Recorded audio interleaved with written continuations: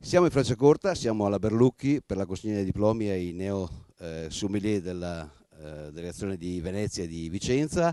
L'entusiasmo che vedete sulle volti e su...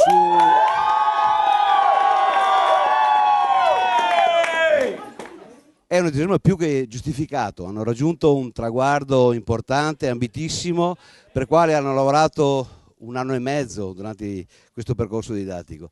Ma è solo l'inizio, è un primo traguardo. Da questi 3 gradini si può vedere un orizzonte limitato. Noi siamo qui a proporvi invece orizzonti più ampi, più importanti, a cominciare dal concorso Miglior Sommelier del Veneto, che si terrà il 10 di maggio a Bagnoli di Sopra, Villa Wittmann Borletti.